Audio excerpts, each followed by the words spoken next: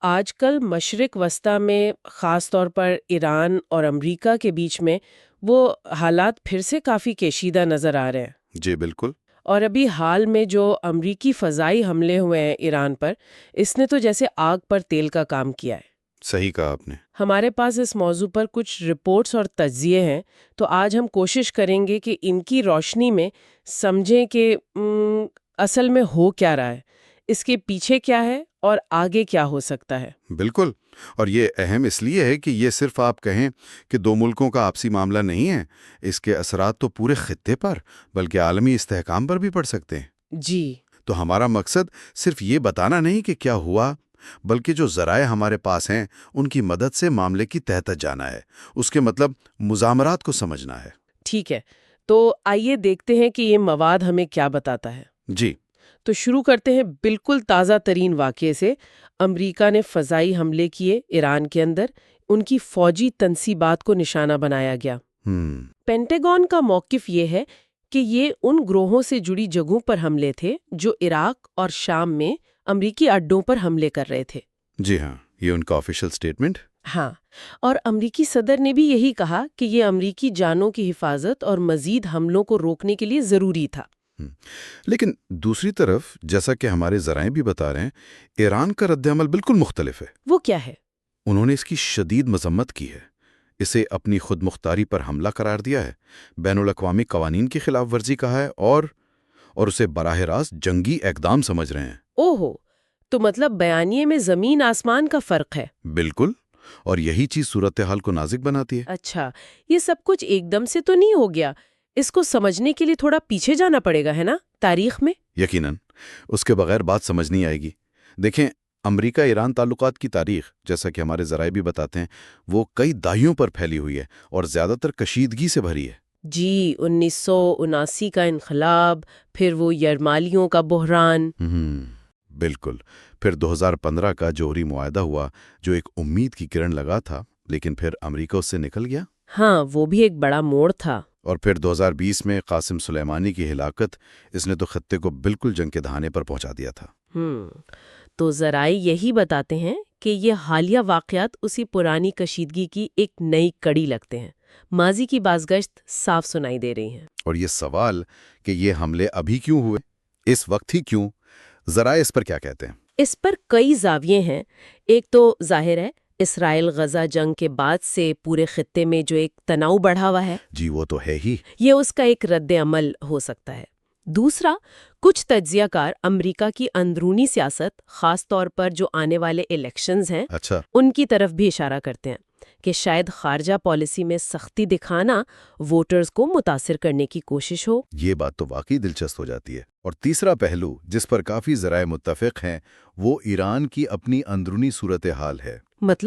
مطلب وہاں کی معاشی مشکلات ہیں، پچھلے کچھ عرصے میں احتجاج بھی ہوئے، جی، اور شاید حکومت کے اندر بھی کچھ اقتدار کی کشمکش ہو، تو ایسے میں کبھی کبھی ایک بیرونی دشمن کا تصور وہ اندرونی طور پر لوگوں کو متحد کرنے میں مدد دیتا ہے۔ تو یہ تو بہت سارے عوامل مل کر ایک پیچیدہ سی تصویر بنا رہے ہیں۔ بالکل، بہت پیچیدہ۔ تو خطرات کیا ہیں؟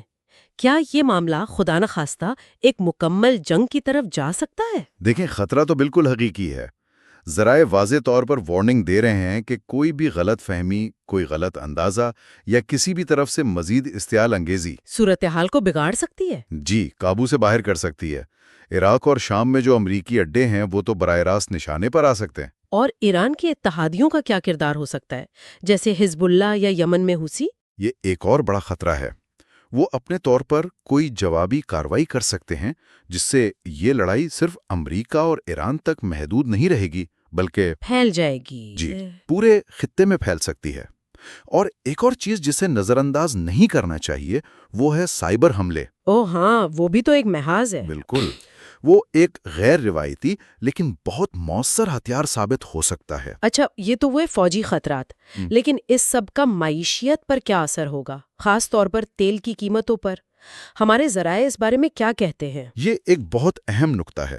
دیکھیں نا، خلیج فارس دنیا کی انرجی سپلائی کے لیے ایک شہرک کی حیثیت رکھتی ہے۔ جی، اگر یہاں کوئی بڑا مسئلہ ہوتا ہے اور تیل کی سپلائی میں رکاوٹ آتی ہے تو عالمی منڈی میں تیل کی قیمتیں آسمان سے باتیں کر سکتی ہیں۔ اور اس کا اثر تو پھر ہر جگہ محسوس ہوگا، پاکستان، بھارت، یورپ۔ بالکل، پوری دنیا کی معیشت پر اس کا بہت برا اثر پڑے گا۔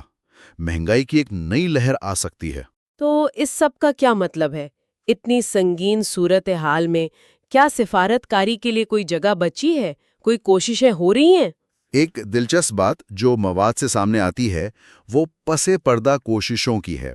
اچھا؟ جی، اطلاعات ہیں کہ سوئٹزرلینڈ جو پہلے بھی رابطہ کر رہا ہے اور قطر، عمان جیسے ممالک وہ کوشش کر رہے ہیں کہ کشیدگی کم ہو۔ تو امید کی کوئی کرن ہے؟ کوششیں تو ہیں، لیکن مسئلہ یہ ہے کہ دونوں طرف اعتماد بالکل ختم ہو چکا ہے۔ اور ذرائع یہ بھی بتاتے ہیں کہ دونوں طرف سے ایک خطرناک کھیل کھیلا جا رہا ہے جسے برنک مین شپ کہتے ہیں۔ مطلب جان بوجھ کر خطرے کو بڑھانا، اس امید پر کہ دوسرا فریق دباؤ میں آ کر پیچھے ہٹ جائے گا۔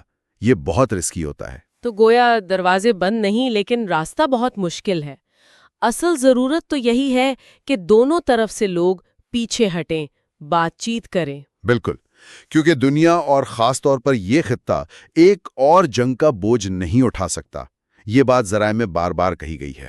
جی، تو خلاصہ یہ ہوا کہ صورتحال بہت نازک ہے، اس کی جڑیں گہری ہیں، خطرات سنگین ہیں، اور سفارتی کوششیں جاری تو ہیں لیکن ان کی کامیابی یقینی نہیں۔ بالکل یہی بات ہے۔ تاریخ، حال کے واقعات، علاقائی حرکیات، عالمی اثرات، یہ سب مل کر ایک بہت ہی پیچیدہ منظرنامہ بنا رہے ہیں۔ اور آخر میں ہم اپنے سامعین کے لیے ایک سوال چھوڑ جاتے ہیں جو اسی مواد سے نکلتا ہے۔ یہ جو شدید کشیدگی اور بے اعتمادی کا ماحول ہے، کیا اس میں یہ پس پردہ سفارتی کوششیں واقعی کوئی راستہ نکال سکتی ہیں، یا یہ صرف وقت گزارنے کی بات ہے، حالات کو مزید بگڑنے سے وقتی طور پر روکنے کی ایک چال؟